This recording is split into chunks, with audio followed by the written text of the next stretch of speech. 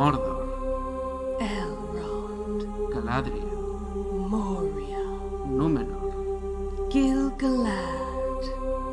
Welcome to Rivenpod, the last homely podcast east of the Great Lakes. Amazon Prime decided to make The Lord of the Rings into the world's most expensive TV show. And we decided to make a podcast about it. We bring you news, The histories of Middle-earth and the Second Age, reviews of every episode, whence they are, and unexpected theories about Tolkien's tales. Subscribe to Rivenpod on Stitcher, Apple Podcasts, or wherever you listen. Get your pipe weed and listen to the best podcast in the Shire. Durin.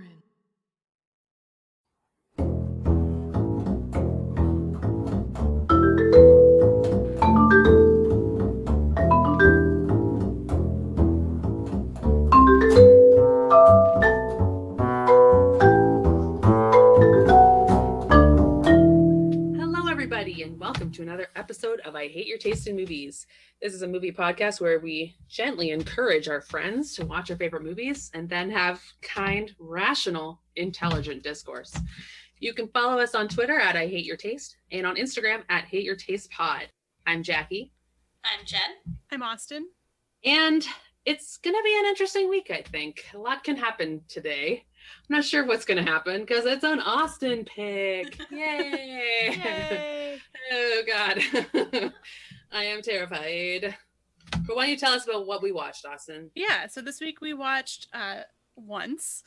I just thought it would be something different. I don't know. I was just really looking forward to watching this. I think I just kind of remembered it. I'd kind of forgotten about it. I'd watched it a number of times, I guess, in high school and beginning of university, and really like the music. You were in high school when this came out? Yeah. Jen, shush, shush, shush. Don't bring that up. Shush, shush.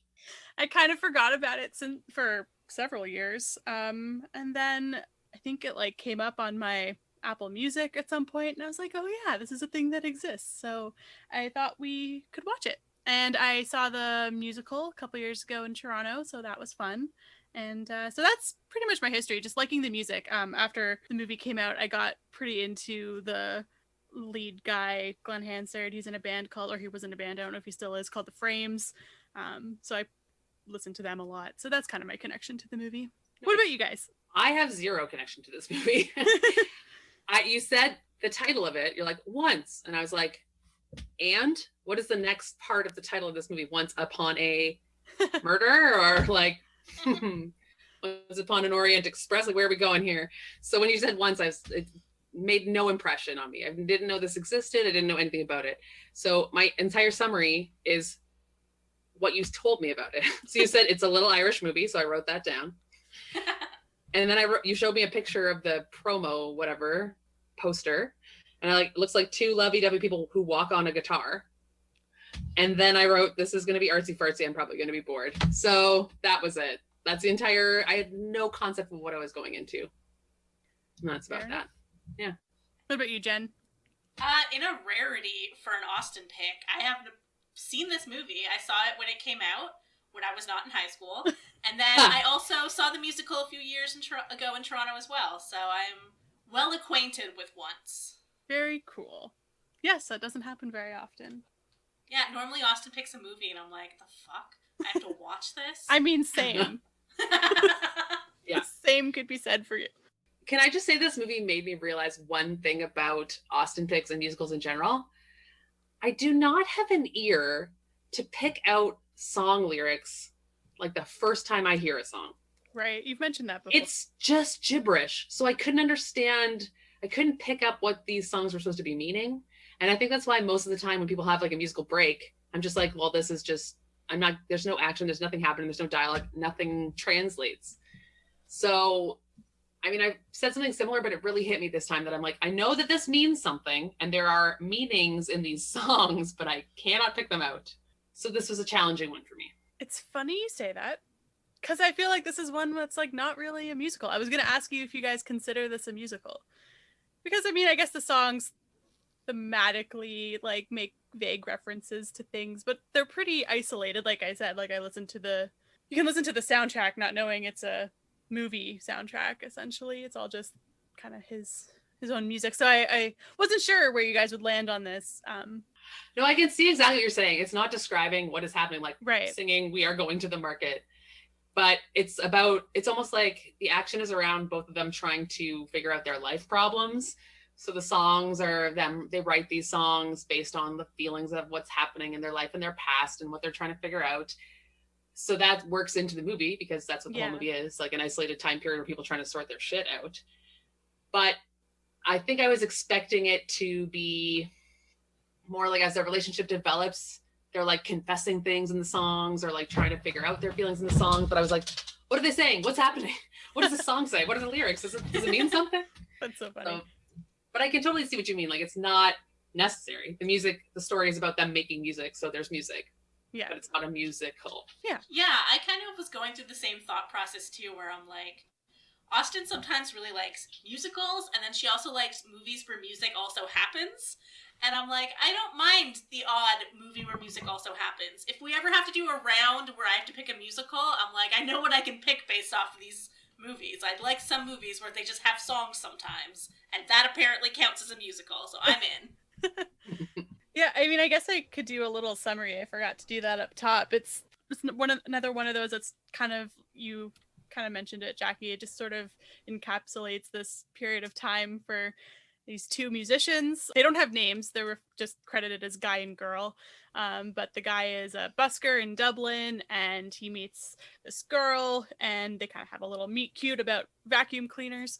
And he's a struggling musician, and she has a young daughter. She plays piano on the side, and they just kind of start playing music together, writing songs. And he has a girlfriend, or an ex-girlfriend in London, and girl is trying to convince him to go back with her and all this stuff. And anyways, they just basically record a demo album, and that's pretty much the movie.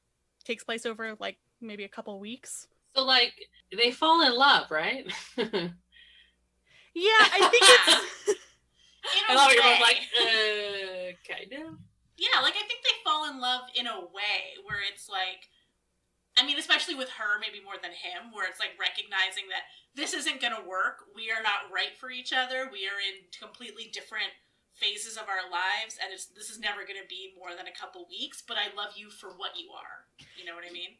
Yeah, exactly. My only concern with that is that it was that, obviously. These people are trying to help each other live this musical dream, share their passion, and also like improve their lives. But it had a touch of manic pixie dream girl energy for me, where it's like her pushing him and like being there for his self-actualization.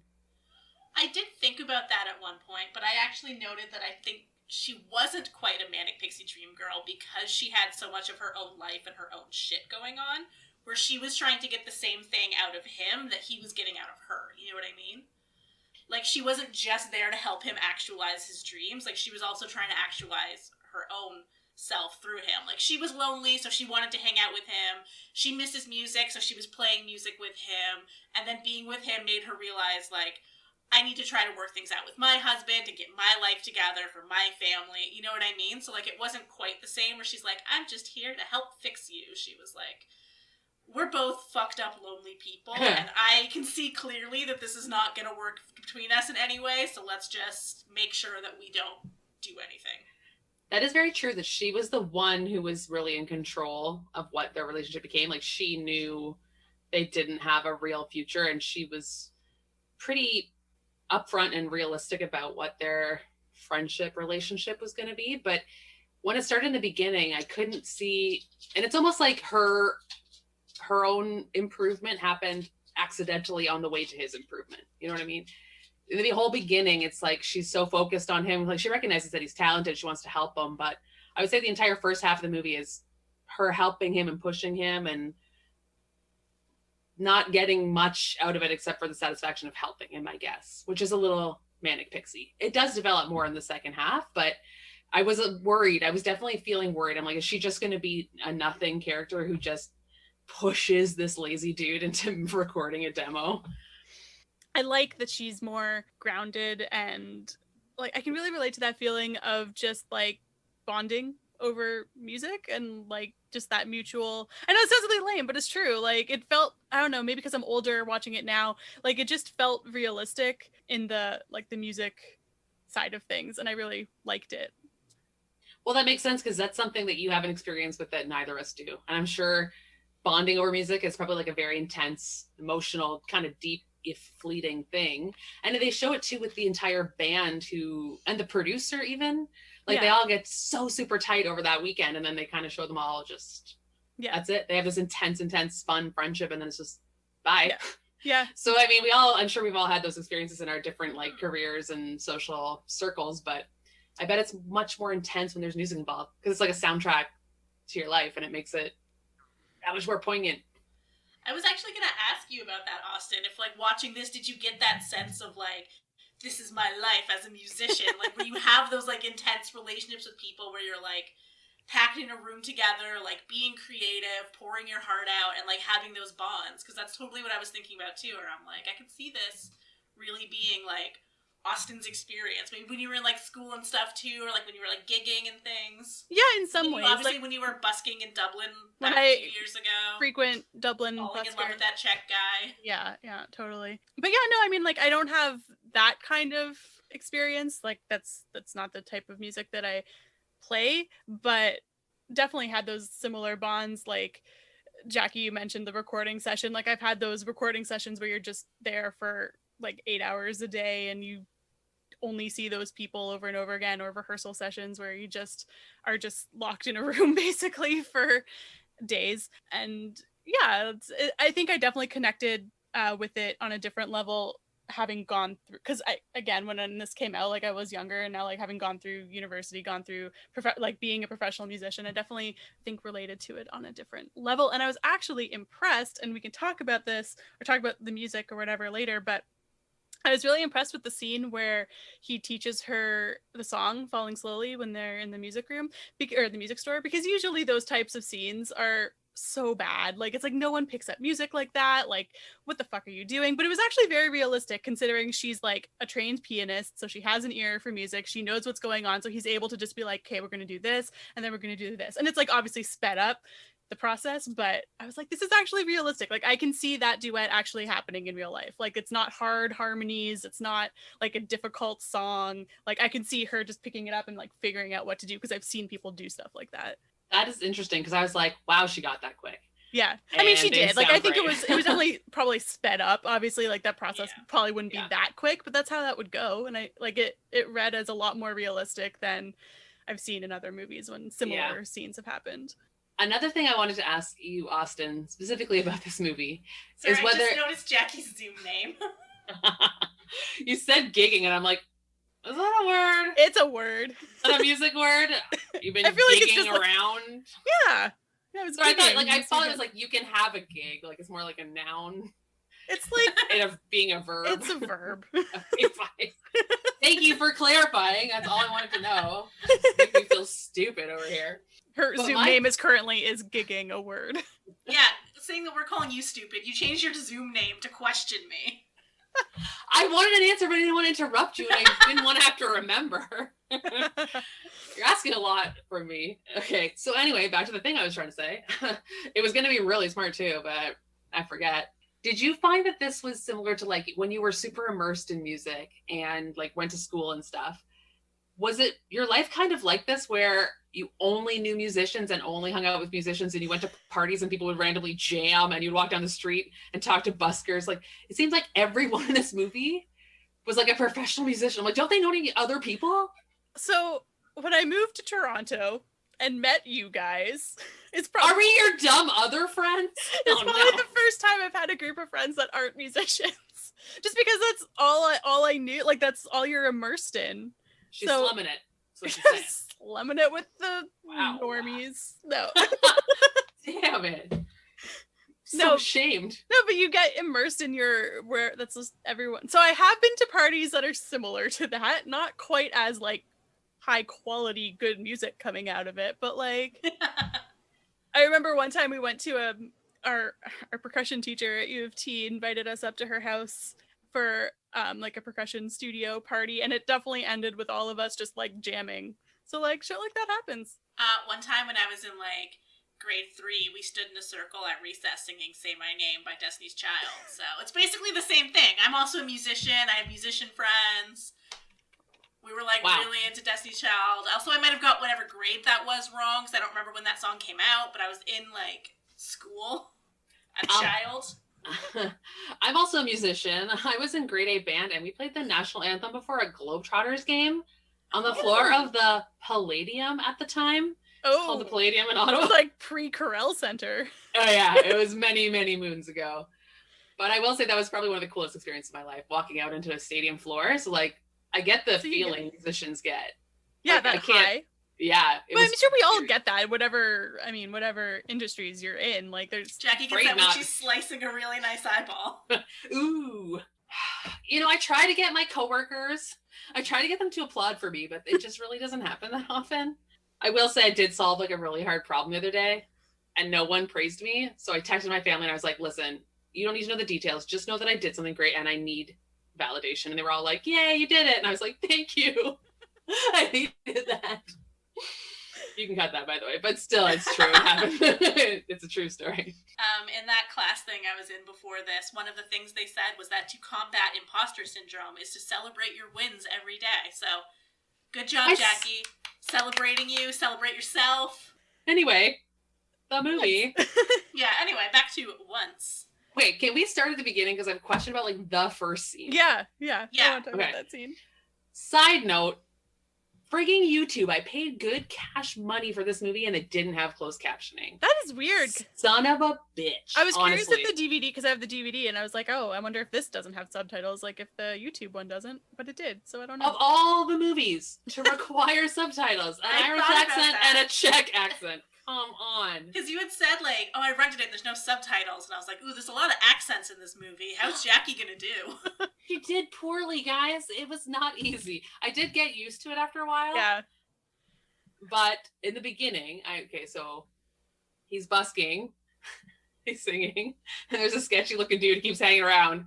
And he's like, don't do it. And the guy's like, I'm not doing it. And he's like, well, I'm just enjoying it. He's like dancing and like hanging out. And then, he steals his guitar case with his like tips in it.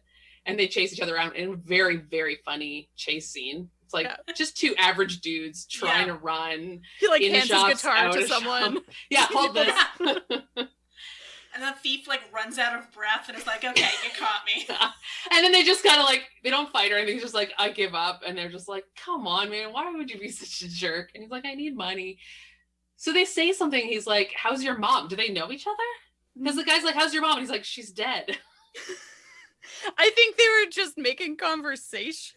Yeah, I had a hard time with the robber's accent, and I wasn't watching it with subtitles, so I definitely didn't catch everything that he said. But I think they were just like trying to get out of that awkward conversation, like because I literally thought it was his brother, so I thought he was gonna come back later because he said, "How's mom?" And she's like, "She's dead." And I was like, "How long has it been since these guys have seen each other? What's happening?" Is this how he finds out that his mom is dead? Oh my goodness. So the whole movie, I'm like, well, where does the brother live? When is he going to... Because I thought he was, like, going to be a drug addict and conflict and all blah, blah. He's going to steal something. Anyway, so the movie definitely didn't go where I was expecting it to. Because I put a lot of weight on that scene. That's so But I will say, it was a really great way to open the movie. Yeah. I laughed a lot. That's great. Yeah, I like that. Where he's like, just ask next time. Like, if you need money, just ask. And he's like, okay, well, I need money. And he's like, ugh. He gives him some. Also, I love how they ran into an HMV at one point. Did you guys notice that? They ran into an HMV, and I was like, oh, HMV. R.I.P. HMVs are still open in the UK, or at least they were last time I was there. Oh, wow. Because I saw an HMV and was like, blast from the past. Right? What did you guys think of, I hate referring to them as just guy and girl. But what did you think of their first scene where they met each other? Where he's busking, he's singing one of his own songs, and she comes up, and I think she sells flowers in that kind of marketplace, and so she's like, I hear you singing like all the time. I've never heard you sing that before. It's really good. And I don't know, just what did you think of that scene? That's kind of where I could see where Jackie was getting like the manic pixie dream girl thing, because that's sort of very much that, because we don't know anything about her yet. She's just this like cute young girl who, like, comes up to him and is like, I love your songs, you're so talented, I'm gonna come back and see you tomorrow with my vacuum cleaner or whatever, and you're kind of like, okay. But then, of course, as the movie goes on, you realize, like, she's also a musician, her dad was a musician, there's, like, a genuine appreciation for what he's doing. She's not just like, the song's gonna change your life, a la Garden State, you know? Oh, God. Yeah. I thought it was very cute. He's hot. Yes. He's like cute hot. He's in that like dirty Irish cute hot way where it's like I was gonna say, just say he's Irish. That's what you mean. It's charming. They're charming people. very charming. Honestly, his musicianness takes him down a step for me because I'm very unattracted to musicians. But he pulls it off because he's a character. He's not one-dimensional. Like nobody's very one-dimensional in this movie, which I like. And I like that he's singing his song. And I like that they pull back and she's just there. Like she doesn't walk up. She's just there, like she's been there the entire time. And she's immediately so likable. Yeah. She's so cute. Her accent is adorable. She's so charming and like so, and this really comes through as the movie goes forward, but she's so like bold and blunt and like talks to everyone and is interested in everyone and will do anything. Like she's never shy or embarrassed or all these like weird social anxieties we all have. She's just like, yeah, I'm interested. I want to be engaged with the world. And I love that. So I was immediately like, this girl's cool. This guy's cool. I'm in. And I really like the whole I'm a vacuum cleaner fixer, like the meet cute of it all, where she's like, I have a broken vacuum. And he's like, I'm not working right now. She's like, can I bring it by tomorrow? And he's like, who is this person? Yeah. And then I like the next day she just literally shows up with a vacuum and is like, hello. And I love that it's the one with the cord that she has to pull, like drag. It's not just a standing vacuum. It's really a great thing in that whole scene of them like meeting the second day and going around that she's always dragging the vacuum around. Yeah. Like she never, she's not bound by these like ideas of I'm embarrassed to be dragging a vacuum around or it's inconvenient. She's just like focused on other things where I would be like, okay, whatever we're doing, I have to put this somewhere and then we can go eat. Like I'm not dragging this vacuum. We're going to your shop. Yeah. I'll drop the vacuum off and then we can eat. Like I would never be able to do that. It would stress me out so much. Same. I'm like, I'm not wandering around downtown Dublin with my vacuum. Like, where is your shop? I will leave it there. And it seems like it's pretty far away. You could just fix it right now and then I can go home. Yeah. I don't actually want to hang out with you. I want my vacuum cleaner fixed. But do you think it's far away? He's on his break, so it's got to be walking distance from his shop. I guess so. They take the bus, though, to get to it. And then there's... That's true.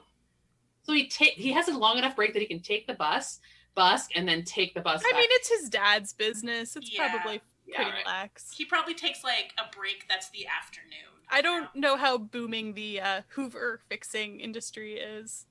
Also, do they just call every vacuum a Hoover?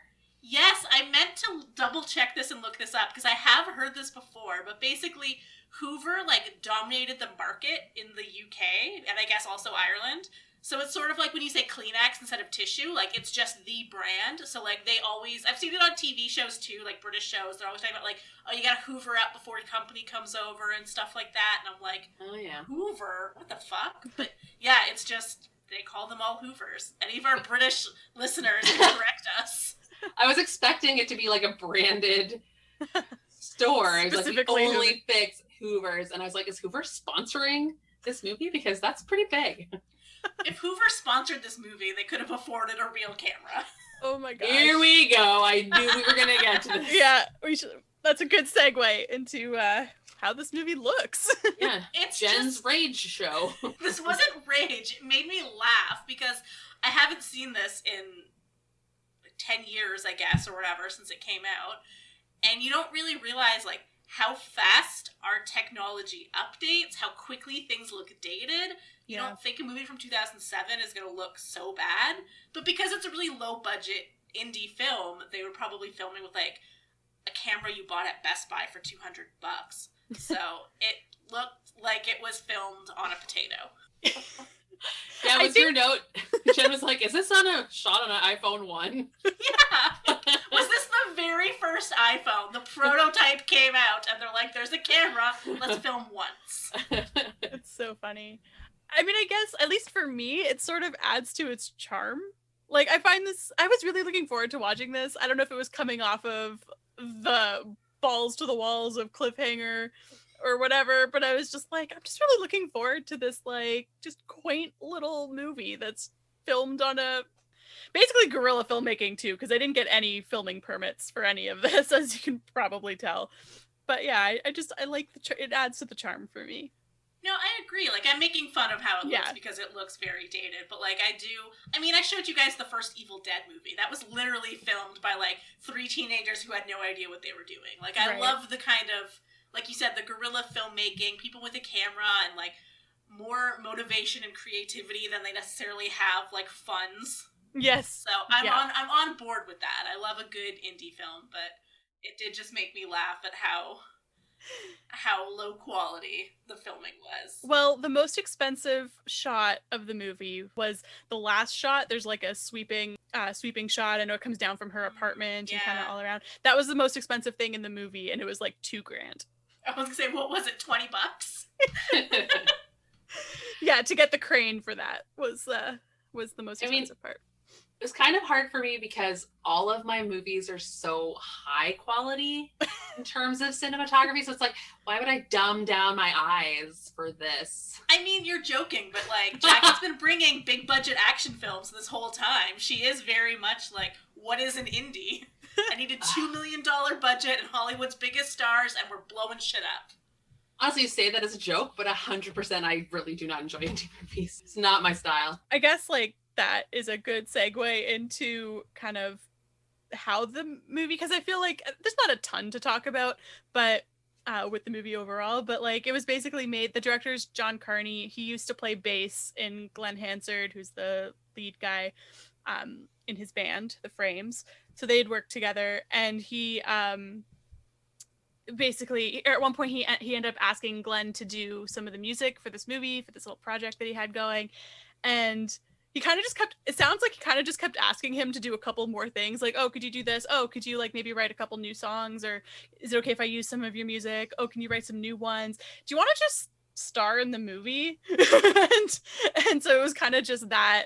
And then Marketa Irglova, I believe that's how you pronounce it, who plays the girl, her and Glenn Hansard had played together before, and so he was like, hey, I know this like Eastern European girl who like plays piano really well, has a nice voice, do you want?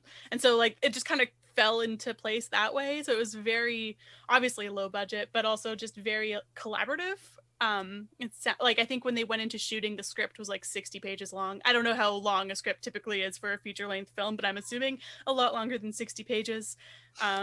And I was watching some of the DVD has a couple of featurettes about the making of it, and it was just very like they were just bouncing ideas off of each other the whole time. A lot of it was ad-libbed, a lot of it was just added on the day. So again, charming, and he wanted to make it feel more relaxed because neither of them were actors, and which is one of those things that we can talk about of he wanted singers who could kind of act versus actors who could kind of sing. And I feel like both of them did a pretty good job. Like it was nothing really jumped out at me, but that's why a lot of the movie is filmed from like really long or really far away, because he didn't want cameras in their faces so that they could be more relaxed and things could feel more natural. And so that's pretty much all I got on the making of. But you know, you always argue that point of like I know singers who can maybe act versus actors who can maybe sing, and I'm always like, come on, Austin, I don't want to watch a movie with like bad, mediocre actors. Like I want good actors, but I'm like, I'm kind of with you on this one. It works. Yeah. I don't want you to be winning me over to your side of the argument because I feel like I have to be your antagonist at all times.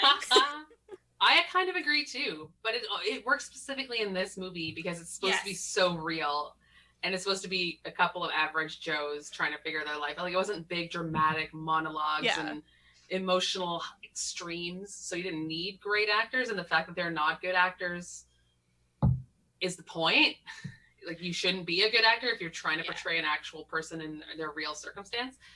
But I also didn't, this is going to be controversial maybe, but I didn't think either of them were that great at music either. Like they're fine, but I guess maybe I expect one super catchy song or something to stick with me, but like not the like Oscar winning best song, Falling Slowly. No. Well, it's weird that I never heard it before, and like if I heard it again, I don't even know if I would recognize it from this movie. Like it just didn't again, I'm fully admitting that I know nothing about music, and that's the issue. But it just sounded like your average folk singers singing folk music. I wouldn't say it's like outstanding. Like it's not the best, but I mean, I think he's got a good voice. He's obviously talented. Like I like I said, I listen to the Frames a bunch. This is like the kind of music that I really like. Honestly, if I'm not listening to show tunes, I like kind of the folksy pop rock stuff. Yeah, I liked it. None of it was like, wow, this is terrible music. Right. It was just like, I don't know why. Maybe because I was expecting this movie to be like, I think I thought that he was going to become some huge success by the end of the movie. And I was like, when he didn't, I kind of felt bad that they wasted all this money on his demo. But you don't know what happens. Like, he still could make it in London. Yeah. It's kind of ambiguous. Doesn't sound promising. Maybe not make it huge. Maybe he's not pop star selling out venues, but he could become like a working musician as opposed to a busking musician, you know? Yeah, I do believe he could do like bars and stuff. And yeah. It's just like, again, this is the thing where with music, media, everything, if there's not something different or like a hook or so outstanding, it's just there's so much competition. Everybody wants to be a successful singer-songwriter. So it's just like, what is his outstanding thing? But I do believe that it is also secondary to the movie, and it's more about, being brave and trying not to have regrets and like facing the truth of your situation. All that is more important than his actual quote unquote success. Right. But I was just like, YOLO, you only live once. No. Whoa, Jen, you should copyright that. Oh my God. Put it on a t-shirt, maybe a hat. That's their new tagline. That's what this movie should have been called, actually. YOLO, the film. That's basically why it was called that. Like, I never really put much thought into why it was called Once, but the director said that he was kind of inspired by the idea of the people who put everything off, like, oh, I'll do that once this is fixed, or once I get that, once this happens, once XYZ happens, then I'll do this. And that was kind of his reasoning that the main character is just kind of stuck in this loop of not really doing anything. He's lazy. He doesn't really feel motivated to make any changes. And so it kind of takes that kick in the pants from the girl. Yeah, and you only live once. That was kind of what I thought it was. Yeah. Also, like, I know the whole point of the movie was that he needs that kick in the pants. He needs to go to London. Like, he's kind of living in limbo right now and needs to, like, take a step forward. But when he does say that he's gonna go to London and leave his dad alone in the vacuum shop, I was so upset. The father's like, of course you should go. Don't wait for me. Like, don't stay behind because of me. I'll be fine. I was fine before you were born. I'll be fine without you. And I was like, no, he's not. Stay with your dad. I know, he said, I've been alone for a long time, like, before. I was like, that's his way of saying, don't leave me. You know what I think? I think that girl will come visit his dad periodically. She seems like the kind of person who would check in on him. Girl should have set him up with her mom. Whoa. Oh, sequel. I was hoping that would happen because they're both adorable. Little old, sad, lonely people. Although the mom doesn't seem that lonely because there's constantly people in her apartment. Seriously. Yeah, what is their everywhere? What is their living situation? It's insane. So they live in like, this looked to me like it was a 1-bedroom apartment. So does mom sleep on the couch? Probably. That is a real rough apartment. That's another kind of thing I like about Girl is that she's like, you want to come up? She's not apologizing. She's not embarrassed. She's like, this is where we live. We are cool with it. This is my daughter. I'm not like, I didn't try and hide it or act like it wasn't a big deal. I just didn't mention it until I thought you were cool. But she's not like worried about how he's going to react to anything. She's like, this is my life and your opinion of it has no bearing on any of it. Which I'm like, she's very respect. Take it or leave it. Yeah, which is very different than women are usually portrayed in movies. If they have a kid or a secret or something, it eventually comes out and then they're like, are you okay with this? Like, how do you feel about this? And how does it impact you and our relationship? And she's just like, nah, fuck it. I have a kid. I never acted like I didn't have a kid. Yeah. This is where I live. She just kept saying, like, I have responsibilities. I can't, do anything. She invites him for dinner and she's like, this is what we're having for dinner. I don't need to like try and fake a fancy dinner or like be embarrassed that we don't have enough seating. And these guys come into my apartment to watch TV. Yeah, they're my friends. They live in across the street and we only have one television, so they walk in and watch TV. I do appreciate that the guy is just like, yeah, okay, cool. Like, he takes everything in stride. He really does, which is very cool of him, definitely, because he's just like, yeah, I'd love dinner. They sit down, he's just like, all right, I'm going to keep eating my beans on toast. Like, this is cool. But is that the situation? Did she say there's one TV in the whole building? Yeah. So does everybody in the building come up and watch TV? Do they have like a rotating schedule? Why is it in their apartment? Maybe they got the TV, but they didn't tell everyone in the building, only like a couple guys. They're like, keep it on the down low. I'll let you watch sports, but just don't tell anyone else. Fair. What they needed was a second couch. Like, get a couch off the street. You need a second couch. These 3 or 4 guys on the one couch look very close together. I know they're in dire straits financially, but you can get a couch for free, like, or very little money. Yeah. And like, hey, random 3 dudes, bring your couch over, maybe. Yeah. Some folding chairs at least. I really like too that the little girl is just, what am I trying to say? She's not shunted off or she's not super precious or anything. She's just always around in the mix. The guys like pick her up and move her, and she's, you know, she has a very interesting life as a little kid growing up. I like that she's not sheltered, maybe. She's just like, she's in the life. She's not separate from the adult's life. Yeah, but she's at the same time not the focus of attention. Like, when we find out that girl has a daughter, the movie's not suddenly about girl and her daughter. You know what I mean? Like, or even the scene when they're in the recording studio, like, her mom brings her there and they're just hanging out at the recording studio. Like, yeah, like you said, she's always around. She's part of her life, obviously, because I feel like that happens a lot too in movies and TV shows when someone has a child and then it's like, sorry, where's your kid? Like, friends? Like, yeah, sorry, don't you have a child somewhere? Like, and then the opposite is true, where it's like, that's it, her entire life is the kid and she's not supposed to have any other goals or dreams other than being a mother. So that's a nice blend. Like, it's again very realistic, I think. Yeah.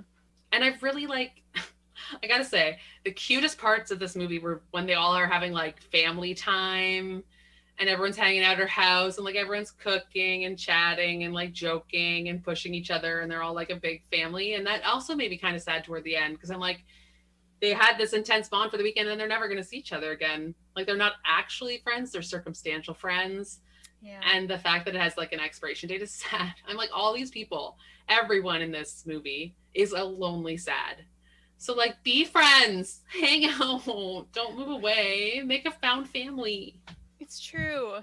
And it's weird because like, it's 2006, I guess, when it was filmed. And it's like, cell phones existed then. Like, I realize that not everyone would be able to afford a cell phone, but I was just gonna say, they're very poor, Austin. Well, I know, but it does seem like there's like a strange lack of technology in this movie, and I think that's intentional. Like, I did read that they kind of based it on a more like Dublin of 15 years before. But yeah, I that did jump out at me a couple of times, and I'm like, I know that you're not super rich here, and maybe not everyone can afford a cell phone, but like, technology does exist, and I feel like it could have made things a little simpler at some points. Yeah, I know at the end when he's leaving, he says to the mom like, "Oh, tell her I'll call." And the mom's like, "Oh, we don't have a phone."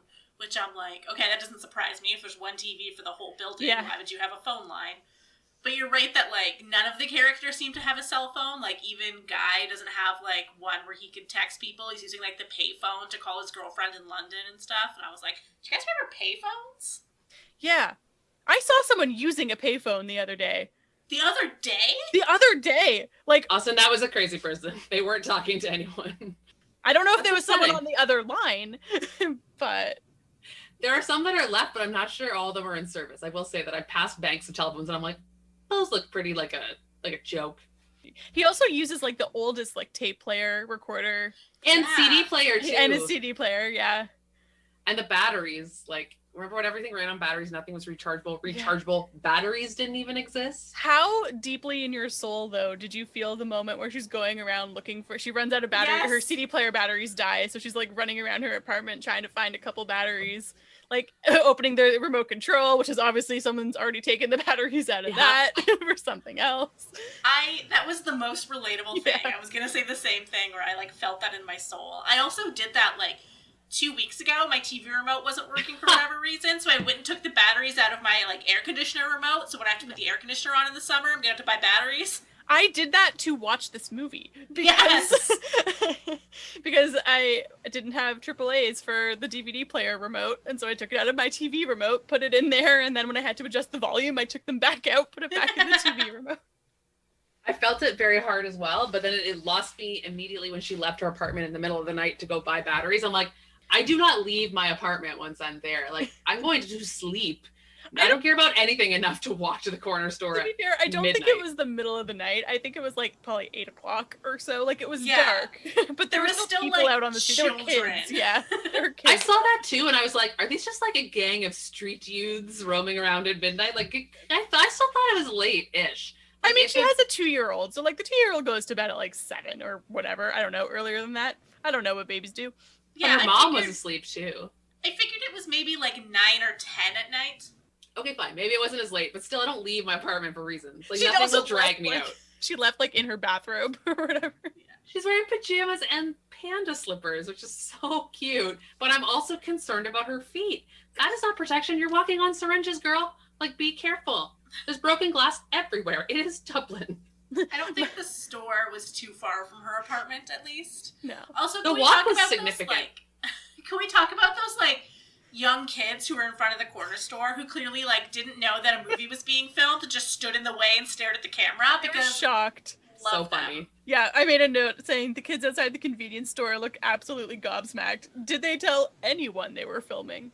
No. No, and they're, like, in the way. They're in the shot just staring. I know, and I think she kind of looks at them and is like, We're doing walk something. away. She's like, what should I do about this? Ignore. Yeah, they're like, we can't do another take. We only have, like, 2 minutes before the police come and throw us out of this convenience store. I do like that long shot of her walking, though. And I do like what it says about her being so, like, into the music and focused on it and how important it is to her. But I was also wondering, too, because it's such a shaky camera, I'm like, is there a guy walking backwards this entire time? Is someone, like, holding onto his belt to make sure he doesn't walk into an open manhole or something? Because that would be, I mean, I would also react that way. I would have no chill. If I saw that on the street, I'd be like, I'd, like, get in there and be like, what? What are you doing? So I'm one of those stupid children. But yeah, I liked it, I will say. And I like that at first, you can tell that she's still in her pajamas, and they're plaid pajamas, so it's pretty obvious that they are not normal clothing. But still, you can pass that off. But then they zoom out and you see her slippers, and you're like, all right, well, now she literally looks like an insane person. People should be afraid of her. She is dangerous. She's committed to this. She just Yeah. gives no fucks all around. She's like, I need batteries. I need to go outside. I'm not getting dressed. You know what, though? I also relate to that determination of like when you are motivated to do something and then you're like, I will go out of my way to do, like the other day when we were talking about Bop Its and I was like, I will bike to Yonge and Eglinton and get Yeah, us you a were Bop intense. And you got a bop. I mean, a couple days later, but you got that bop. Like, you made the thing happen. It, right? I don't think I've ever been so motivated that I wouldn't have proper footwear. That's true. I probably would have put on running shoes. Like, I've done a lot of, like, stupid things. Like, I biked in a rainstorm to get a book from the library because I didn't want to wait anymore before having it. And I was like, this is a dumb idea. But I wore appropriate shoes and clothing. Yeah, it's fair.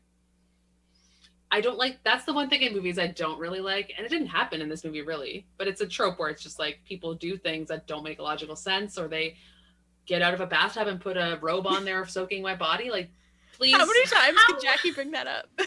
How long It ago bothers was me. that? Like That's our 6 first years. episode. Let it go, Jackie. Do you know that it's the only thing I remember from that movie? That's not true. Oh, there was a geyser of blood, but that was less interesting.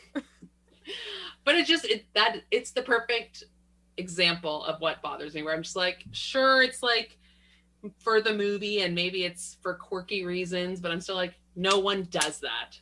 You put your shoes on. That's it. But whatever. Her panda slippers are cute and I like her, Yeah. so I forgive her. Another trope that they don't do in this movie that normally drives me crazy is when they, like, make food and then don't eat it. Whenever they're like, we gotta make breakfast, I'm on the way to school. Or like, oh, let's have dinner. Okay, I gotta go. They actually sit down and eat all their food in this movie. It's very, That's a good it's very point. realistic. Apparently for the scene, like the party that they go to where everyone starts singing and there's food and everything, apparently Marketa Iglova made all the food. Wow, Good for her. Right? Yeah. Whose party is this anyway? I Whose think it's, idea like, was it to go to a some party? of his friends. I think he Yeah. said something about, like, I don't know these guys that well, but Yeah, I think it's like some people he knows casually, but they're like good other guys, musicians. I don't know if I could walk into this party. It was like pretty intimidating party. It felt very, and I know they're like older than this, but like it did feel very university days where it's Yeah. like, it's just some guy's party. You don't know him. There's 50 people there. You know maybe 2 of them, and now you just are in it. And it's so tightly packed. Yep. And everyone is smoking. yeah. I mean, I like the idea of it, but it gives me like pandemic anxiety. I know. I was like, Yeah. I remember house parties. Also, this is stressing me out. That was my note. I did really love house parties. I think the reason it's so intimidating, in my view, is unlike these are all musicians, and I feel like everyone at this party knows each other. So I'm picturing myself walking into this party like, hey guys, who wants to talk about eyeballs? And they're like, please leave. You are not the vibe. Do you remember like 2 years ago now, maybe? I think Austin had like, was it a Christmas party? And you had like 4 musician friends. Oh, yeah. And, like me, Jackie, and like, did Mara come? Like maybe one of our That other was like our non-musician trivia team. friends? It was my birthday when we went bowling. So Okay. Yeah, so it was like some of my musician friends and then our trivia group. I feel like it's very that vibes because they were all just like, "You guys aren't musicians," and we were like, "What do you play?" I know, and Do you I do totally music? did the That's like cute." child, like, Jackie, tell them what you do for a living.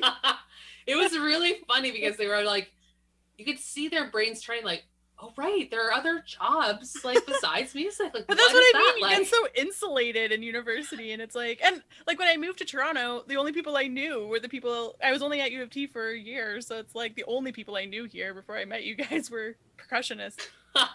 Anyways, Yeah. good times.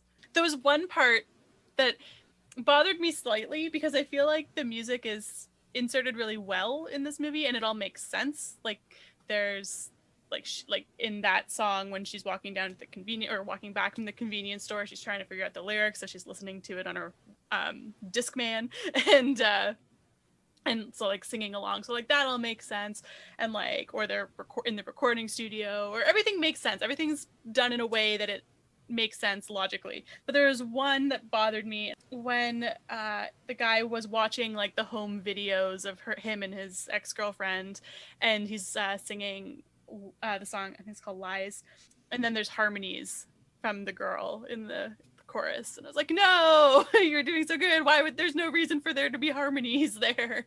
Anyway, that's all. Also, there's not a thing I ever would have noticed. I also didn't notice either.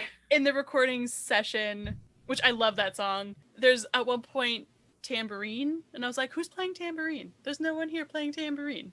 Maybe the producers jamming. It's possible they did a separate track for the tambourine. It could happen. I was gonna say maybe they're just pressing record on a pre-taped tambourine.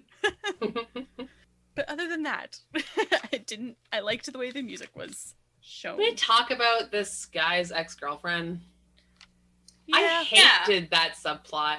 I'm like, this movie would have been great if he wanted to move to London for any other reason except for to get back with some cheating bitch. Yeah. Like, she sucks. I feel like there either needed to be more context around this alleged cheating, or it needed to be a different reason why they broke up. Like, if it was just That's it. the distance, it'd be fine. Or if it was, like, the distance, they were on a break, she started seeing someone else in London, I can accept that. But he's just like, she started fucking some other guy, and now we broke up. And I'm like, and you want to get back with her? Like, everyone wants you to get back with her? Yeah, it was strange. And I don't know if anyone else got this. Maybe I was being influenced by the fact that I knew she was a cheater. But their whole home videos, she seemed very aloof from him and not that interested in him. She wasn't like smiling that much. There's a lot of blank looks on her face. And I'm like, this relationship seems a little suspect. Even the idealized sepia-toned memories of it, she seems to be a little bit disdainful of this guy. See, I took that in a different way. Similarly, I thought it was supposed to be like, she's being aloof and mysterious to show that, like, he can never really have her because they've split up and he's just fantasizing about a relationship that never really was as good as maybe he thought it was, and he's realizing that she wasn't really ever his, that kind of thing. But then he goes back to her and she's all, I miss you. So I guess that doesn't even apply. And after the movie was over, I looked up the lyrics of some of the songs because I'm like, there's probably meaning or something. And I'm like, they're all about how this relationship should die and how it's time to move on. And like, we had great times, but maybe they weren't as great as we thought. And like, you suck and you lied to me a lot. And I was like, and then he tries to get her back. Like, you didn't make any actual emotional progress with your music. So then what's the point? Maybe he goes to London and they start taking couples therapy, Yeah. and then they get to a better place. As you say, we either needed a completely different reason for him to go to London, or we needed to like meet her and like get a little bit of development on her side as well. Because we're like, I guess, supposed to be rooting for him to get back with this idea of a girlfriend, but all we know about her is that she's a cheater. Like, that's not something that, I don't know. Not to say people can't grow, but like that is not starting off on the greatest foot. Yeah, we don't have any evidence that she's done any growing. Like, she's not the one reaching out to him being like, I'm so sorry, I've changed, please come to London. Yeah. Like, even if there was that, even if there was something like that, like a phone call or a letter or something, then that would have at least been something, a little bit more of a driving factor. I agree. I choose to believe that he goes to London, meets her for like coffee, realizes she sucks, and does his own thing. Yeah. That's a way better, like, so they don't have to end up together. Clearly there's a lot of factors against them actually being a couple, but don't go get with this cheating bitch. So then the other side of that is like girls' storyline, which is also depressing. Problematic. Do we get the story of the deal with her husband? I'm trying to remember. She just says like he didn't come with her to Ireland because things weren't good. I think it was that. I'm assuming he had work too, and maybe it was just like strain on their relationship, and so she just was like, I'm going here. And we got the impression that he didn't like her music, didn't appreciate her musical bent, didn't respect it, didn't support it. Kind of assumed they weren't, I don't know, maybe I'm reading too much into things. They imply that he's quite a bit older than her, and like maybe probably weren't super close or together very long when she got pregnant. Sorry, I was going to say that they got married because she got pregnant, so I don't think they had a long relationship of building a foundation. Yeah. And then he moves to Dublin. Well, she even makes a statement, I want my daughter to have a father. Yeah. And I'm like, ugh, so you're just going to have some unhappy relationship to be the role model for your kid? Yeah.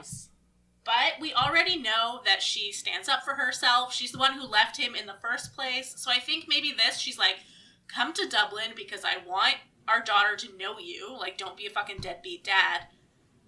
You can stay with me. We'll see. We'll try to work things out. But if it's not going, you're getting your own place. We'll split custody. Like, I still want you in her life. But that doesn't automatically mean that we're together forever. Like, if I gotta divorce you, I'll divorce you. I hope that's true.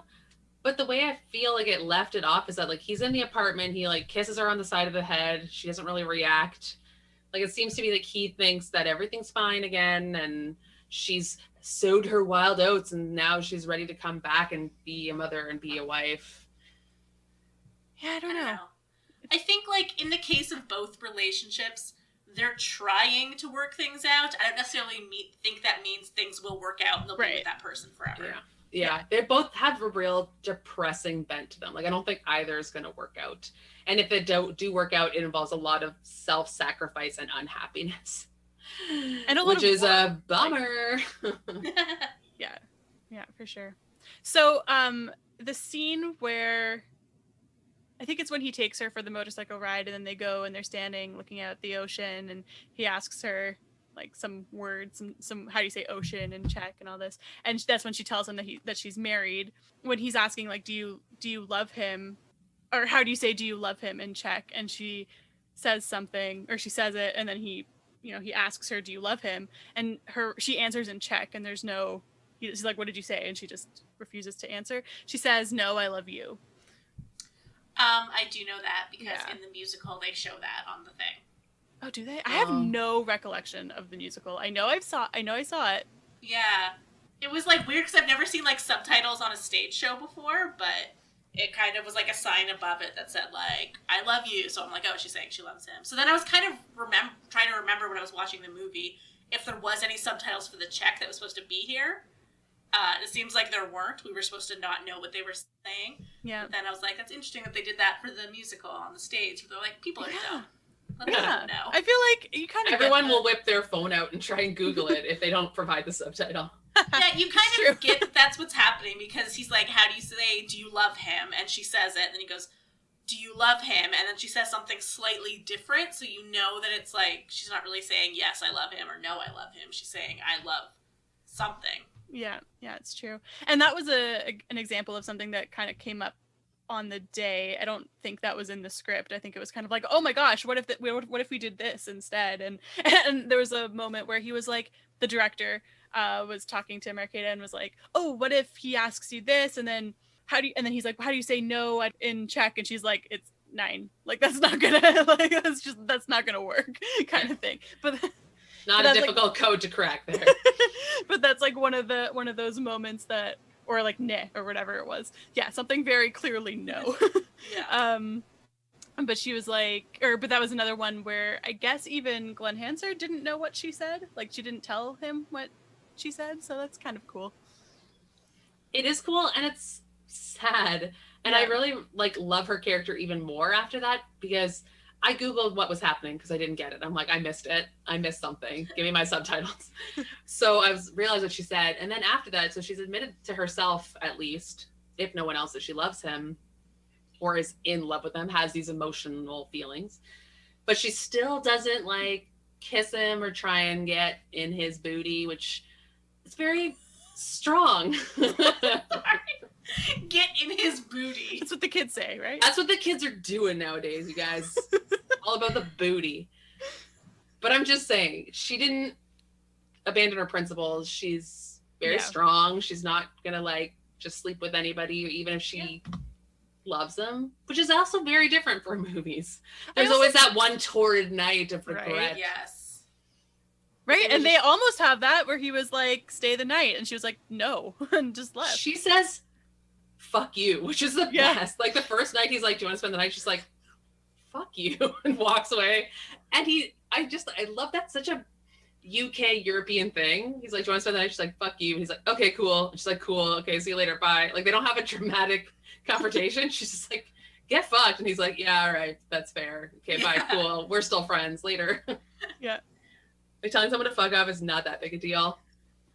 I'm going to bring that into our friend group, by the way. If I tell you to fuck off, be cool. I'm on board 100%, guys. Right, I tell fuck off. people to fuck off. I tell things to fuck off. Let's all fuck off. The one I say the most is get fucked. I'm like, get fucked. You do say that a lot. You know what? Get fucked. Just loved her use of the word fuck. Cause earlier too, when she brought the vacuum cleaner. That's one of my quotes. Say it. Oh, sorry. No, say it, but say the whole thing. He was like, "What's wrong with it?" And she's like, "It's fucked." But she says it's so much cuter. She's like, "It is fucked." She's like, she doesn't use the contraction, and she says it like a question. She's like, "It is fucked. It doesn't suck the dirt." I was like, yes. Perfect description of a broken vacuum. Like, what do you want me to say? That's how I'm going to describe broken things from now on. It is fucked. It doesn't suck the dirt. I love the way she talks. I love everything about the way she talks.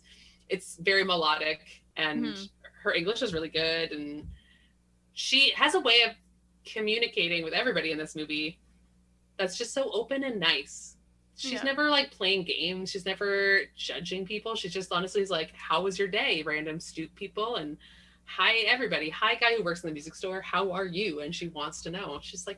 Yeah, she's genuine. Mm-hmm. Yeah, that's a good word for it. Even when she's telling him that she likes his music, and she genuinely likes it, and she genuinely believes in him. I think she really does think that he can be successful. It's not just hitting on him or flirting with him or trying to spend time with him. It's a genuine appreciation. And it's rare in movies nowadays that people aren't playing some weird long game.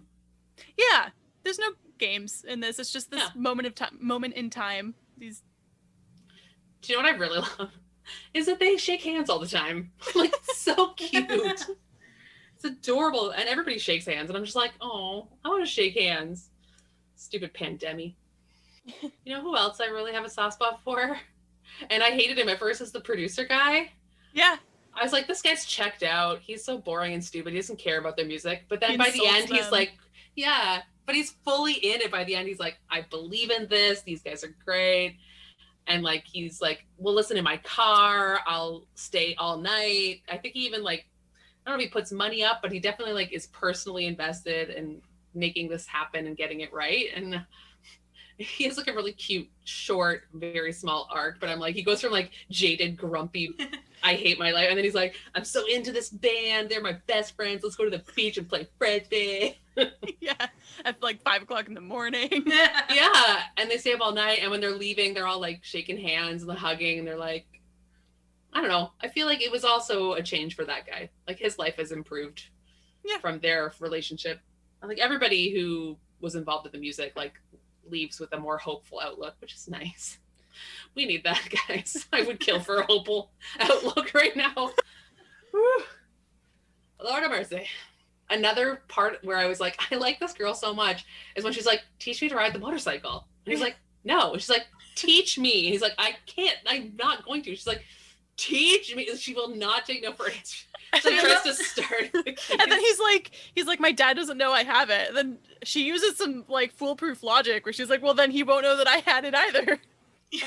Just so funny. Like, I love that whole thing. And he's just like, no, like, we can't. And she's just like, I don't care. I'm on it. I'm turning it. I'm being adorable. You're going to have to let me do it. Yeah, she's like, I'm going to do it. And that's exactly how she's been from the whole movie. She's like, you are going to play music for me. You are going to play with me. We are going to record. I'm going to get us a bank loan. Like, what I want is what's going to happen. I feel like you should just acknowledge that and let it happen. Yeah. Speaking of the bank loan, when the bank manager just busts out his own guitar and starts singing, I love. I was going to ask you guys, do you think this is the banker's guitar or did he borrow the guy's guitar? So like, does a banker just bring in his guitar every day? I assumed it was his own because he said, like, can I show you guys something or something like that? And then it cuts to him singing. So I assumed he just had his own guitar and he's like, I'm a part-time musician too. And then it starts going and they're just sitting there awkwardly being like, so do we get the loan or... I think it was Guy's guitar. Like, I feel like he was holding his guitar and then he wasn't, but I can't confirm. Sense. I can't tell. His guitar is pretty easy to identify, but I didn't. With the giant holes in it. Yeah. Also, you can teach us about guitars. Do you not need an intact? I mean, it would Pacing? definitely. I don't know enough about guitars and acoustics, but I feel like it would definitely change the sound. Right? Like, it's shaped that way for a reason. Yeah. Yeah, his guitar is so beat up. Like, did it survive World War II? Like, what happened to that guitar? The movie of the guitar's backstory would be very interesting. If they showed in the beginning, like, how it got passed from, like, random dude to random dude, and then he bought it at, like, a pawn shop or something. Yeah. Yes. But then, okay, so, which leads me to my big question of the movie. How does he then afford a piano to buy for the girl? I assume he bought it on credit and is paying it back to the store over time. Because he kind of goes to the guy and is like, can I talk to you about something? So I figure he's like, this is what I can pay you right now. I will send money back to cover the rest of the piano. Fair. My thought was that they got the bank loan and then they got the recording studio and she talked down the deal. So I think he spent the rest of which I think is kind of uncool. Because then he's kind of putting her on the hook too to pay back the piano. Like, you should have taken the extra money and paid down your loan. That's the responsible thing to do. But also, she would have never treated herself to a piano ever in her life, right? If she had extra money, it would go to her family. So she probably likes the purpose and, like, I don't have to decide. I get the piano that I always wanted and we'll figure the rest out. Which is nice. She seems happy in the end to have the piano. And when she gets the piano and is, like, smiling and talking to the movers and stuff, you can tell that however it's going to work out financially in the end, like, she's happy. Yeah. It changes her life. It's nice. It's a very nice gift. Like, absolutely. That's a very, very nice thing to do for someone. Because not only is it just an expensive piano, it's like you said, she would never buy it for herself. She would always want one, but never think that she would deserve to spend her money on herself that way. So it's very touching. And it's in such a cute spot in her house right by the window. And plus the whole building, I'm sure, loves it and gets to there's enjoy gonna it. be jam sessions and like the whole building's gonna be singing together by the end of the week. Can I tell you the funny thing though was that when he walks into the music store and he's looking at all the pianos, I'm like, is he gonna buy her the grand piano? Because there's not enough room in the apartment. And I'm trying to picture in my head like where they're gonna put a giant wide ass piano. And I was like, please tell me they don't. And then she gets like the upright one. Yeah. It's way better. I was like, thank God, she would get robbed immediately. I don't know. Like, people would think she's rich. They would target her if she had a grand piano. That's true. That, like, apartment building with only one TV, they're moving in a piano. One of her neighbors has got to be like, oh, we're stealing that. Like, Although it's not that easy to steal a piano. I think I could do it. Do you guys have any other? We could talk about how cute the beach scene is. I don't know. It's just adorable. Like, I love it reminded me of sometimes in the, like, university and stuff, when you do stay up all night and you watch the sunrise, or I've definitely been on the beach in the early hours where no one else is there. And that giddy feeling of, like, staying up all night, working on a project or whatever, in their case, jamming. And then, like, you're so tired, but you're wired. Yeah. They've just represented that feeling really well, where they just go to the beach and they're, like, messing around. Some people are laying down and walking and playing Frisbee. And I just really remember that feeling. It was nice. I feel like this movie overall is really effective in some ways. Like, it's really good at conveying very specific emotions, whether you have had that, like, musical experience or completely unrelated to music. But I feel like there's something in there that's like there's little moments where you're, like, very relatable and very real. Everyone feels very connected and grounded, and, like, you could walk up to this movie is mistaken a lot for a documentary. So but I can understand why in some ways. Yeah, I was gonna say, everyone just feels really normal. Like, these all feel like people that you would meet, situations that you would be in, even if they're very obviously specific to being struggling musicians in Dublin. It doesn't feel like it's something that not everyone has experienced. Like, it just feels like regular people living their regular lives. And of course you can see yourself in that in some way. Yeah. I do have one more question about the movie for you guys. So at the end, when girl and guy part ways for what ends up being the final time, he's like, come over, have breakfast. She's like, no. He's like, come over, come on, hang out. Nothing has to happen. And she's like, something would happen. He's like, maybe, whatever. But then she's like, I'll come over later. He's like, okay. She's like, yeah, I'll come over later. It's like, all right, I'll see you later. And then she never goes over. So Did she ever intend to? Was she just saying that to, like, end the conversation? Was she saying it because she wanted to think about it? Like, what do you think she was actually meaning in that moment? Personally, I think she didn't intend on going over there. I think she said that because she didn't want to have a formal goodbye with him, which is, he was sort of like, come over. And she's like, no, I'm going to leave. And, like I said before, she's the one who kind of sees the relationship for what it is. And I think in that moment, he was really feeling like, this can't be it between us. Like, we have this connection, we have something, like, something needs to happen. We need this dramatic moment. And she was like, I don't want to go over to your house and we'll end up sleeping together. I don't want to have a big crying goodbye in the middle of the streets of Dublin. So I know this has to end. So I'll tell you I'm coming over. You're not going to be able to see me before you leave. And that's going to make sure that you get on that stupid plane and go to London, and we can just sever our ties and live our separate lives. The fact that she told him she was coming, though, to me makes it more likely that he would wait around and then maybe not go because he wanted to see her and find out, like, that's not, again, a goodbye. I think it ultimately made it less likely that he would get on his plane, which is a disservice. I mean, we also have determined that, like, no one has phones, no one has anything. So it is possible something came up and she couldn't leave, which I almost feel like is just as likely because that happens in real life. You know, like, shit comes up and you can't get in touch with someone. Like, it's possible. I do think she just didn't want to say goodbye, though.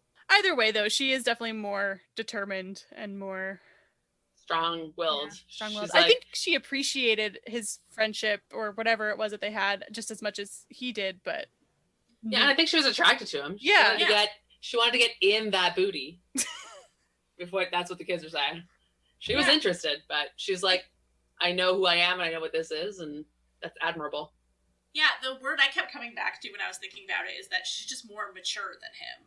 Yeah. You know what I mean? Like, she's able to see the world for what it is, and he's sort of still maybe a little idealistic, I guess, a little naive. He's like, maybe you and I, and she's like, no. Like, when he's saying, come to London with me, and she's like, what, am I going to bring my mother? Like, come on. Yeah. Which is really, like, it's not, again, you don't see that kind of smart, think through attitude in a lot of women characters. She's like, don't be an idiot. Like, I have a child and I'm supporting my mom. I just got a job that's paying me better than flower selling. So like, I'm staying here, but I wish you well. In that scene when she's playing the piano and he's watching her, and then she chokes up and starts to cry. Like, we don't really know why she's crying. Is she crying because they have to say goodbye? Is she crying because of her husband? Is she crying just because she's like for herself? Like, and you know, he doesn't really. He breaks the tension by saying like, come to London, and then like by saying like, oh, can my mom come? Like, that's, you know, that breaks the tension, but we don't really know what's going on. Like, there's no real explanation. We don't really, and it's not like she doesn't have this like big emotional scene. It's just like a very human being overwhelmed and starting to cry.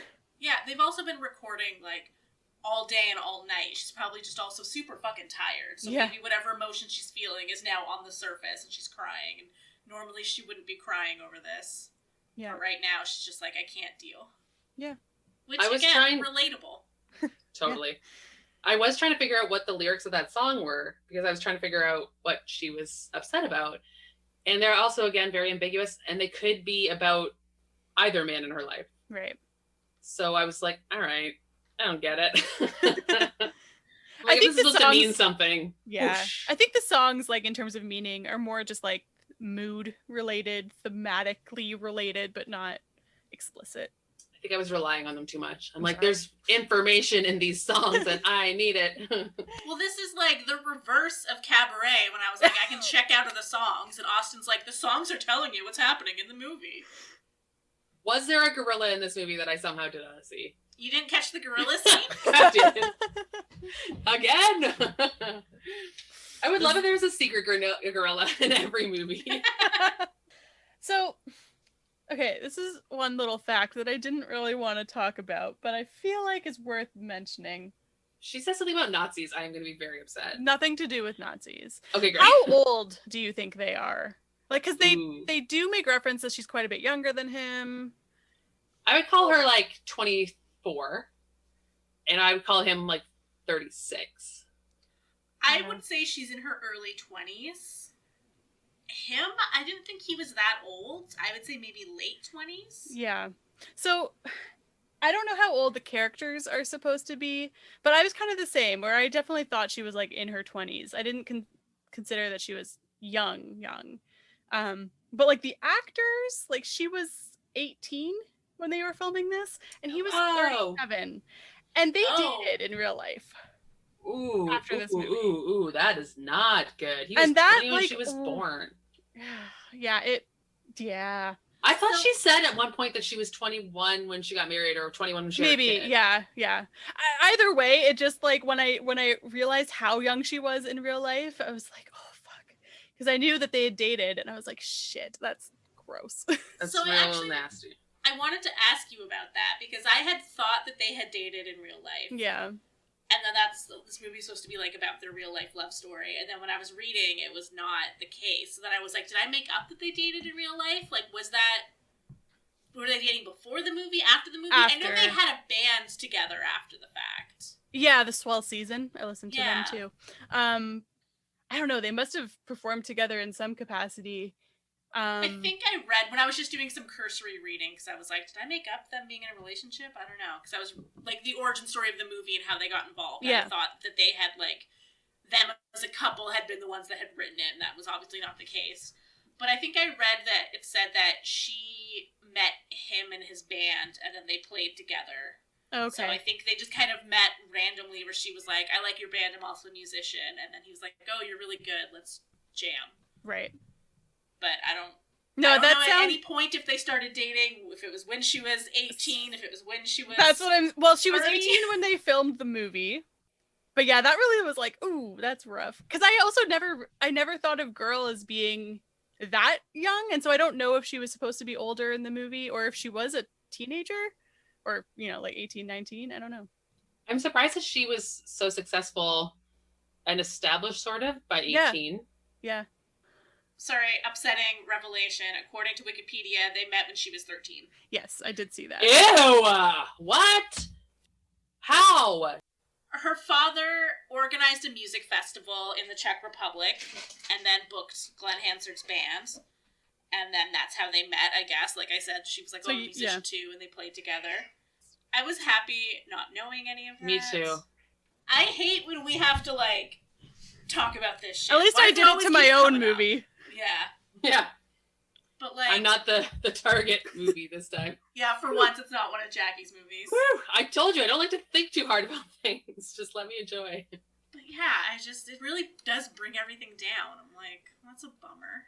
Now I have to think about that. I will say that it's nice that they didn't have, I feel like a lot of creepy older dudes, if they're into a young girl, they'll be like, yeah, be in my movie and you're forced to be half naked and you're forced to make out with me and all this stuff. So at least like their relationship in the movie was very platonic and Yeah.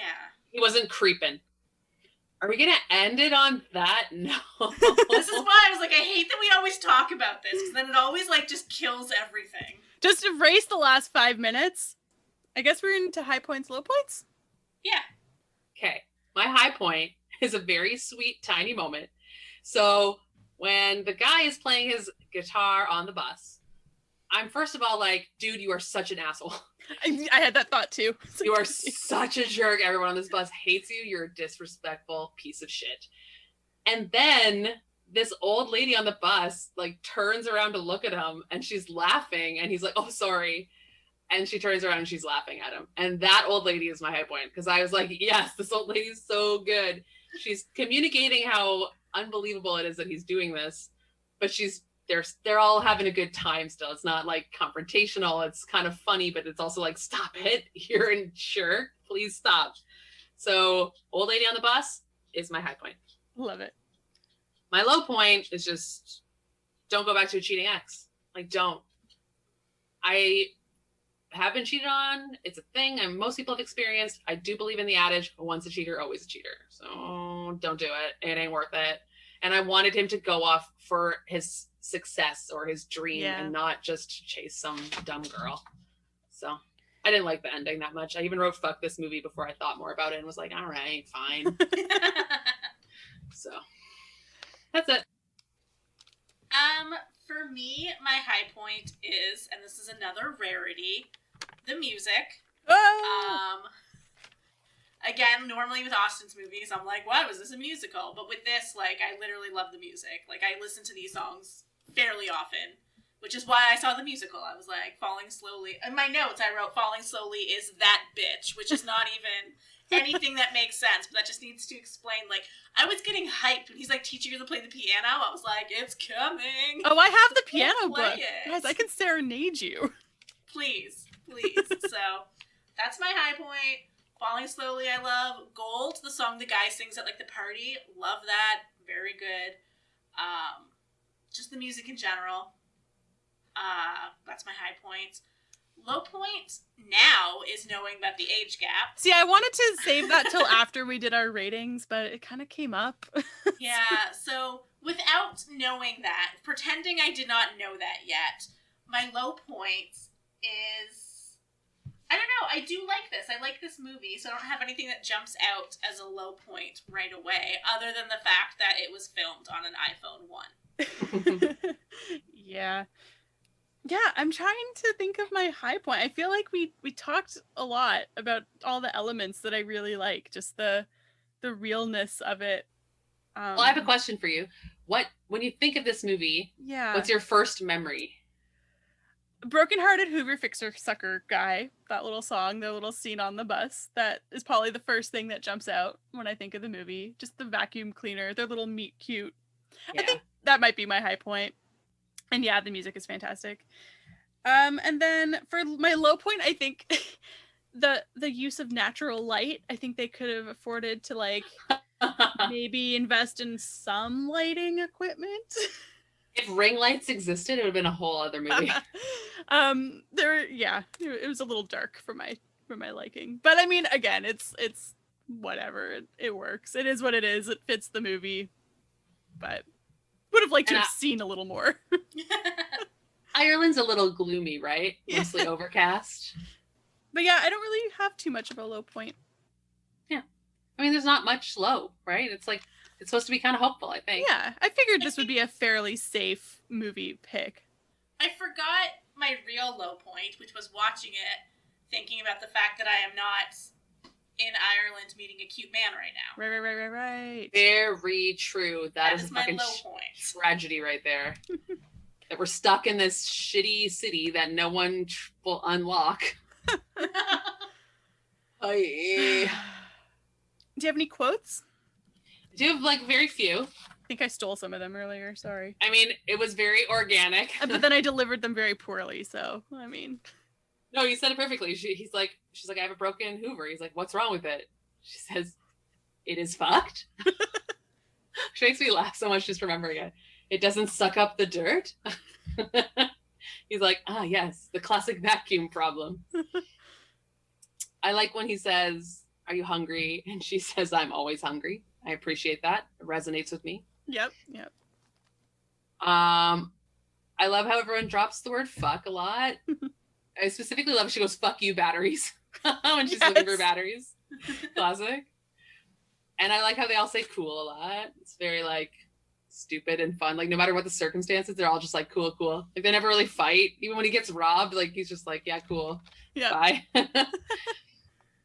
I actually really like repeatedly she just says, I have to go now, or you have to go now. She's just like, this is done. There's no like, well, talk to you later, or like maybe I should go. She's like, this is over. Time to go. And it's like a character trait of hers, which is very cute. And it's just who she is, right? She's just like, we're done. Bye. Yeah. I don't feel like we have to have a big conversation. Like, I'm leaving. Goodbye. And she does. I wonder if a part of that is like the language barrier, that she's just more blunt. But I like it. I know. I wish I more do people too. had a language barrier.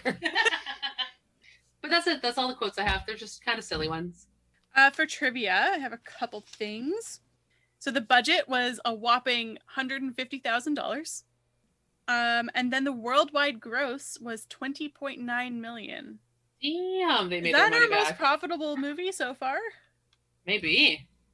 I can't think of another one with that low a budget. I don't know. How much was the budget for Evil Dead, Jen? Do you remember? Like $5? Oh, like $50.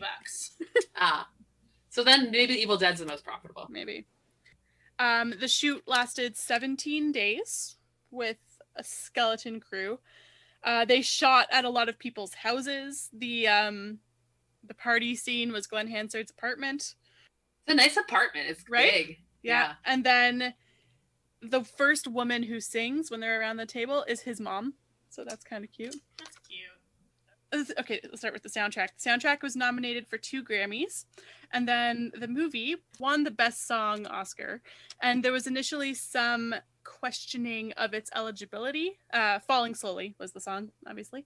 There was some question as to whether it would actually be eligible for that category because it was technically released on his band's album. I think it was before the movie came out, but the song was written for the movie, and that's what they ended up establishing, that it was written for the movie, and there wasn't enough like widespread knowledge of that song to make it disqualified. So it was fine, and that had been a similar problem in movies before, so it wasn't like the first time that had happened. And then Marketa Iglova was only 19 when they won the Oscar for Best Song, which makes her, at least at that point, the youngest person to win a non-acting Oscar. Good for her. Right. Oh, in the opening scene with the thief, because they were filming this, like the camera was so far away, no one knew they were making a movie. A bystander accidentally injured the thief. He kneed him in the groin trying to help. Yes, I love this bystander. Right? Take a stand. Amazing. He's a hero. Right? Well, he probably was like, yes, my moment. And then he felt so terrible later. Right. Yeah, they're like, you ruined the scene of the movie.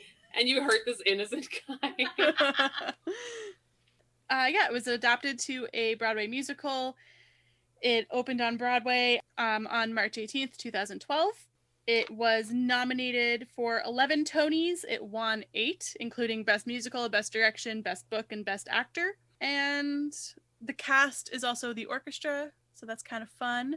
I don't know if they did this on Broadway, but Jen, as I'm sure you remember, when it was here in Toronto, the stage was an actual bar. So before the show, you could go up on stage and like order beer from the set. That's so cool. You right? can stand on the stage and look out. That's amazing. Yeah, so that was fun. That's pretty much what I Nice. We agree. It is nice. got. Nice. Yeah. Good work. Good job. Yeah. So this movie came out in 2007, which is a weird year because the top box office movies are all garbage, but all of the Oscar picks are amazing. So it's like Really? good and bad. I feel like that's subjective. Walk you through this. So Pirates of the Caribbean at World's End, so I think that's the third in the series. That's number 1. Yeah, Stopped okay, I'm watching on- that I'm on series board. by then. Yeah. Yeah. Now, Harry Potter and the Order of the Phoenix, we all know I love Harry Potter, but the movies aren't fantastic. I'll Disagree. allow it. Okay. Spider-Man 3. Oh, that's the one where he dances, I think. Yeah. Shrek 3. Yep. Never seen a Shrek. Transformers. Like, that's the top 5. I liked the first Transformers movie. You would. I honestly. know. This movie, I do know that this movie lasted longer, I think in the top 30, than either Shrek the Third or, fuck, what was the other one? You just said it and I've already forgotten what it was. Transformers. Spider-Man. Spider-Man, yeah. There we go. Nice. But yeah, so that's all like sequels, kids movies, Yeah. mediocre films. Is this And like then about when that shift really started to happen? Yes. But then the Oscar movies that year, No Country for Old Men, There Will Be Blood, Atonement. These are like all-time greats. I haven't seen any of those Fantastic movies. I'm Not There. Kate Blanchett, so good. I love that you guys Gone are such Baby film Gone. people. I actually haven't seen a lot of those. I haven't saw seen a Atonement. single one of those. It's ones that Jen's calling like epic, iconic classics. I'm just like, never, ever, ever. Well, they are all great movies. This is a great Oscars year. And like Austin mentioned, once won for Best Song. And I actually remember, I don't know if you saw the clip of them winning, but Glenn Hansard did his thank you, and then the music started playing off Marketa, so she didn't get to speak. Also, I have no idea if I just said her name right. I just powered through it.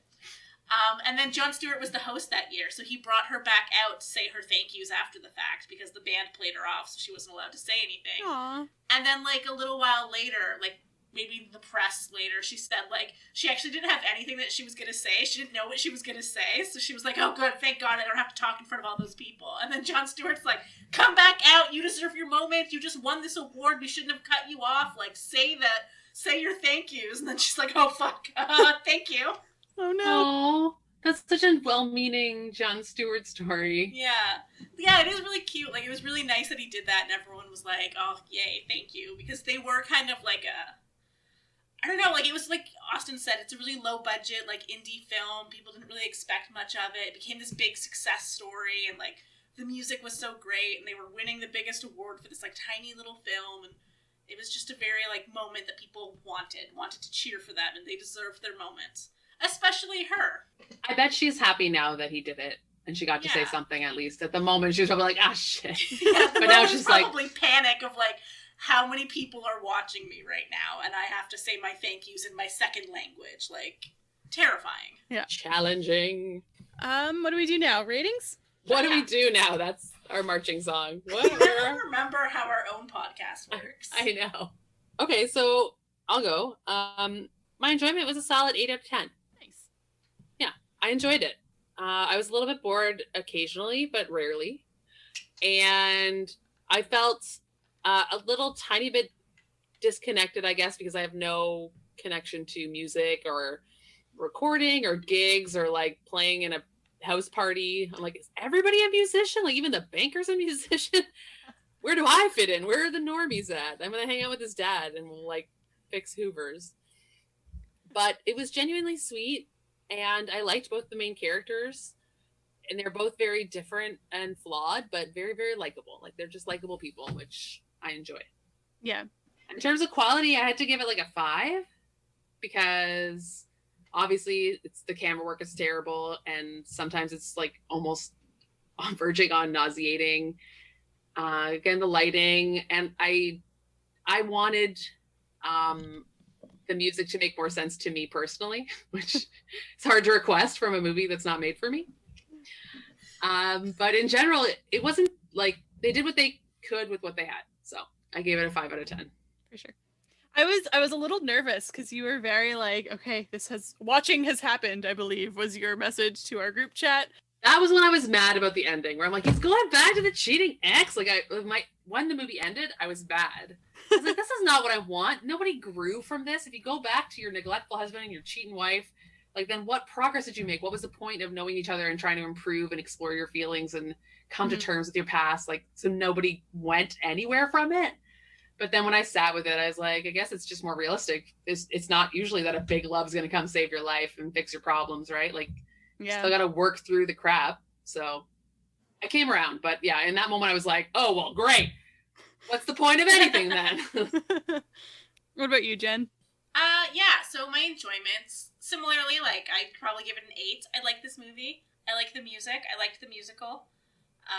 All good things. I like the realism of it. I even like what Jackie said, where it's kind of like that realistic, sad ending where they don't end up together. There's no big, grand love story. It's sort of just like the people you meet throughout your life and how they impact you in small ways. I like that. I think it's a very cute and charming film.